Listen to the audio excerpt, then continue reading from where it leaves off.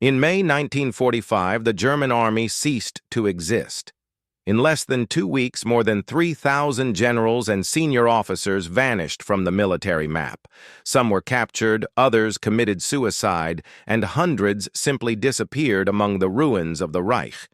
No other nation had ever lost its entire command structure so suddenly. As the Allies occupied Germany, another operation began to locate, identify, and judge those responsible. Makeshift prisons, interrogations, lists of fugitives' execution orders. But the chaos of surrender, the escape routes, and the new intelligence war created a vacuum that allowed many to slip beyond justice. Where did the generals of the Third Reich go? Who decided who would be punished, reused, or forgotten? What remains of command when the war and its men are gone? The collapse, the last days of the Reich. Between April and May 1945, the Third Reich ceased to exist as a coherent political and military structure. The Soviet offensive against Berlin, launched on April 16th with Operation Berlin, marked the culmination of the German state's disintegration. The Supreme Command of the Wehrmacht had lost its capacity to coordinate operations after communications between the fronts were severed. The 1st and 9th Armies remained isolated east of the Oder, and the defensive line known as Seeauer Heights was breached in less than a week. Resistance orders issued from the Führer bunker lacked any logistical foundation. Entire units fought without fuel, without ammunition, and with non-existent intermediate commands. By mid-April, effective authority had fragmented into multiple power centers.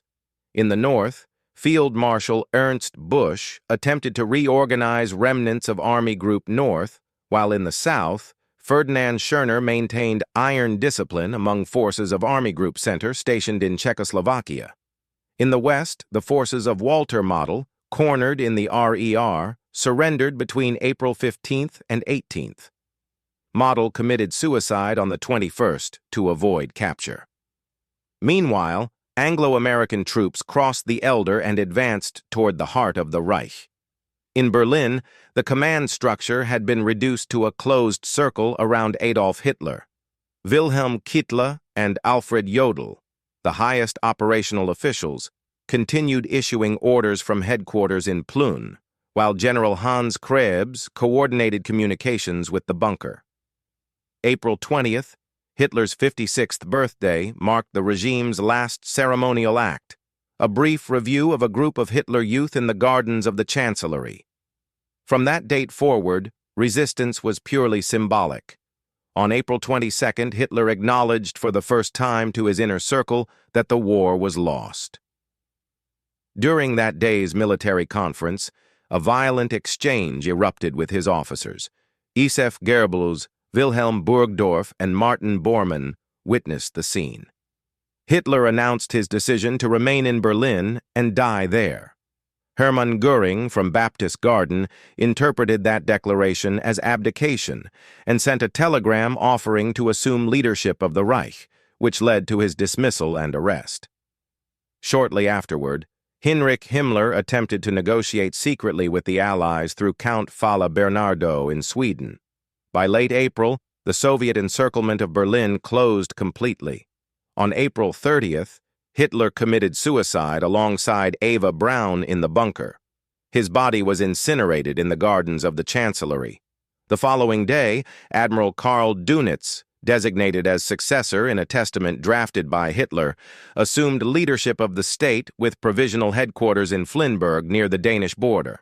The so-called Flensburg government included Kittel, Jodl, Lutz Warin, von Rossig, and other high officials. Their objective was to organize a partial surrender to the Western Allies, avoiding capture by the Red Army. During the first days of May, the German military situation was unsustainable. Forces in the north surrendered in Denmark, the Netherlands, and northwestern Germany between May 4th and 5th in Italy. German troops capitulated on May 2nd to American General Mark Clark following negotiations at Cassetta. On the Eastern Front, however, resistance continued sporadically, especially in Bohemia and Moravia, where Schörner attempted to open a corridor to surrender to American forces. The formal surrender of the Third Reich occurred in two stages. On May 7, 1945, General Alfred Jodl signed the Act of Unconditional Surrender in Rams before General Walter Bedell Smith, representing the Allied forces, and Soviet General Ivan Susloparov. However, Stalin demanded a second signature in Berlin under direct Soviet supervision. On May 8, at the Kleisthost headquarters, Field Marshal Wilhelm Keitel signed the definitive document before Georgy Zhukov. That date is recognized as the official end of the war in Europe. The fall of the Reich did not imply an orderly transition. In German territory, millions of soldiers and civilians were captured, displaced, or executed in reprisal. The archives of the OKW battle orders, personnel lists, and logistical records were seized by the Allies. In parallel, the classification of prisoners of war began according to their rank and possible implication in crimes. Generals were separated into special groups and transferred to interrogation centers in Mondorf, Lebanon, Bad Mondorf, and later to Nuremberg and London. The final weeks of the Reich were marked by episodes of institutional collapse. Military communications collapsed. Divisions acted without contact with Central Command. In numerous areas, the chain of command dissolved spontaneously in Bavaria and Austria. Some officers organized local surrenders to avoid total destruction.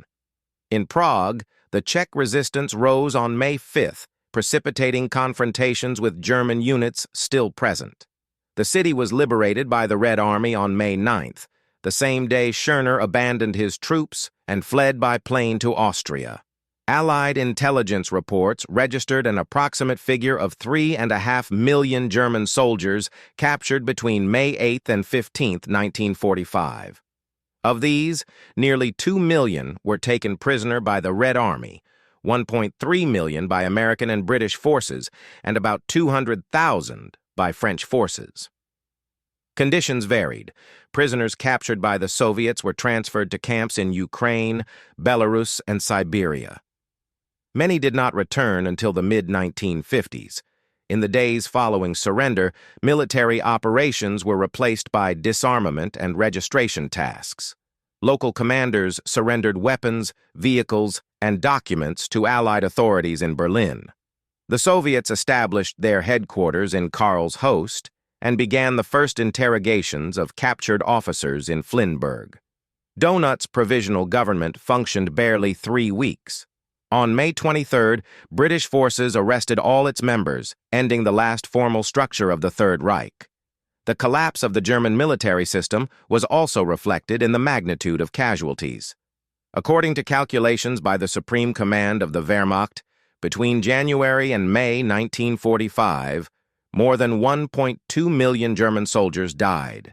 Material losses included 12,000 tanks, 8,000 aircraft, and almost all the country's railway infrastructure.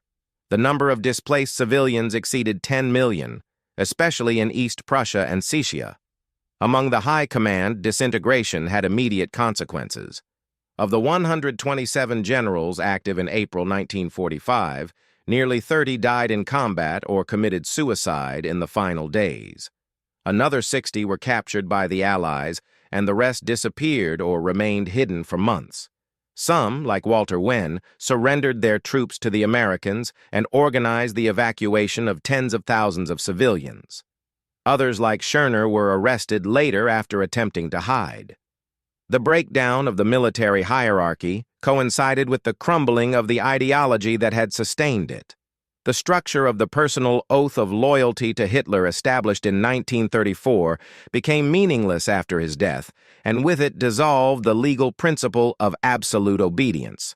However, in initial interrogations, many officers continued referring to superior orders and the idea of a purely professional war, an argument that would become a central point in subsequent trials, the reckoning, capture, and trial of the High Command.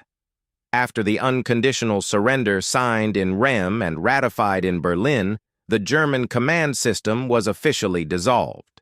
However, the Allies considered it essential to establish individual responsibilities within the former military apparatus. In the days, GDR Ministry of Defense publications continued presenting Nazi Army history as a phase of bourgeois decadence. After the fall of the Berlin Wall in 1989, Eastern military archives were open to the public, revealing abundant documentation on Soviet interrogations and officer detentions between 1945 and 1955. By the late 1980s, the public image of Third Reich generals was defined by distance in West Germany. Their presence was reduced to obituary notes or marginal references in military history works. Most had died between 1960 and 1980, leaving behind personal archives that would later be studied by historians. The decades of silence had transformed their memory into an archive object, a set of names, ranks, and dates, rather than active figures of national debate.